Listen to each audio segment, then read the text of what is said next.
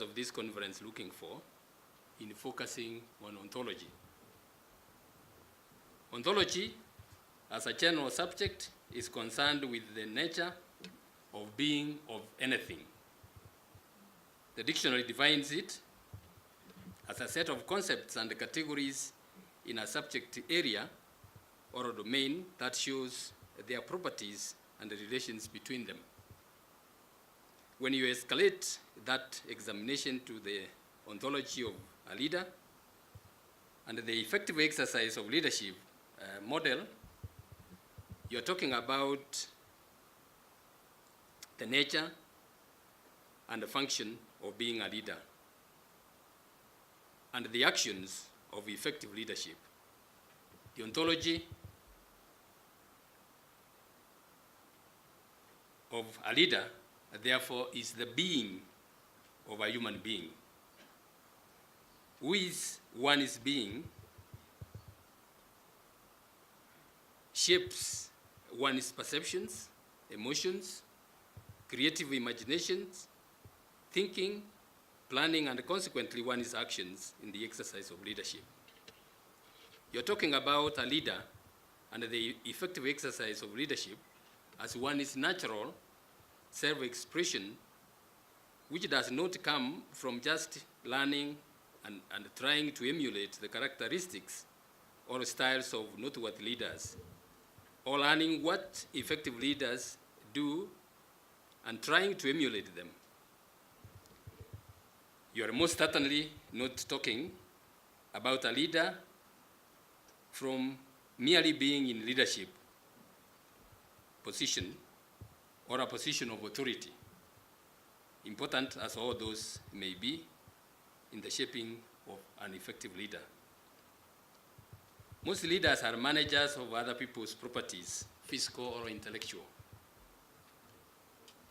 They are managers of properties they have no proprietary interest in.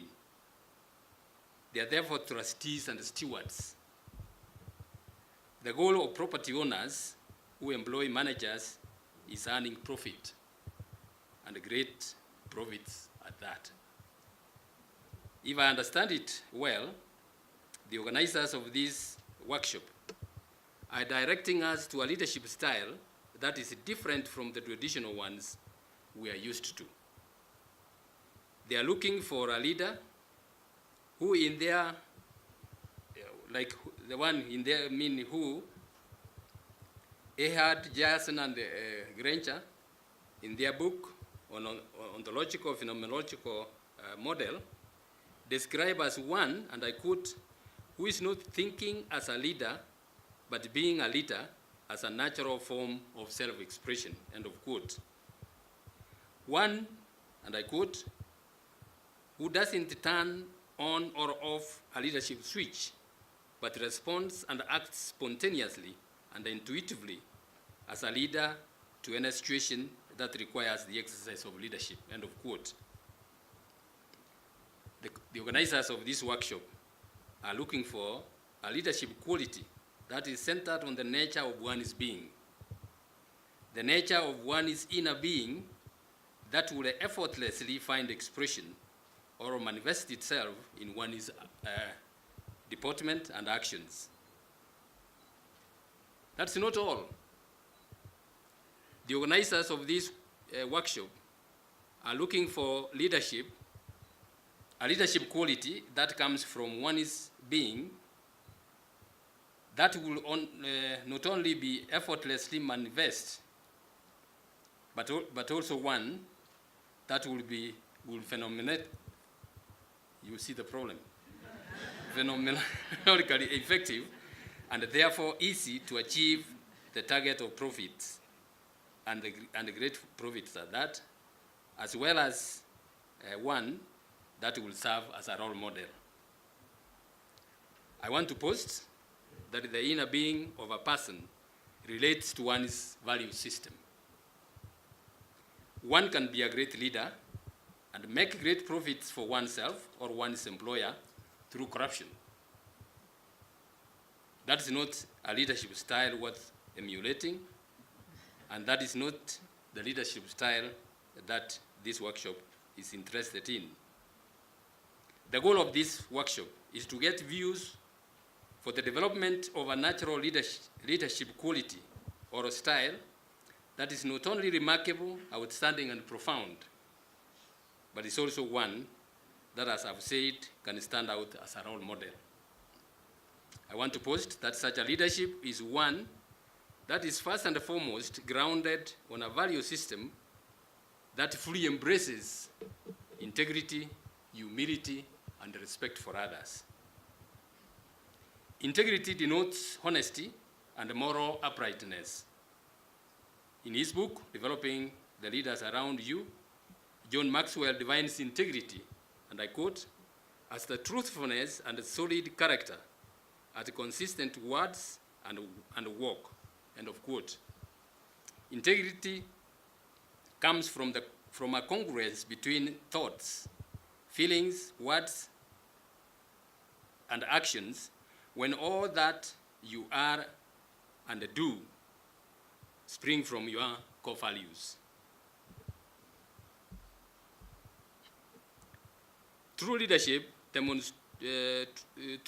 demonstrate integrity by their actions. Mahatma Gandhi was one of the greatest examples of integrity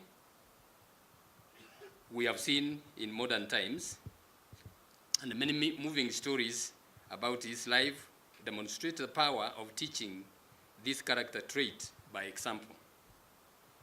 Men and women of integrity are those whose word can be depended upon in any situation. Trust and confidence are the foundation of every business relations they engage in. In my view, that's a value system of great, if not absolute, honesty. As we know, in the present world, teamwork is inevitable. The organizers of this conference are looking for a leadership quality that has not only what John Maxwell calls the ability to influence others, but also a leadership that the late Stephen Covert, in his book, Primary Greatness, characterized as having the ability of communicating to others, of communicating to another person their worth and potential so clearly that they are inspired to see it in themselves, end of quote. The organizers of this conference are looking for the leadership that has the humility to see value in others and patiently seek to nurture and unleash that potential. That is a leadership quality that has respect for others irrespective of their positions in society or institution they are working for. True leadership is not only necessary in private enterprise. True leadership is even more critical in the management of public affairs. In other words, the character traits of integrity, humility, and respect for others define the nature and the effectiveness of service delivery to the public. Why is this the case? One or two illustrations, in my view, would suffice. A few leaders are entrusted with power and authority that they are supposed to exercise for the common good of their communities or their countries. Here in Kenya, the Constitution provides that all sovereign power belongs to the people, who have delegated its exercise to the three arms of government and constitutional commissions.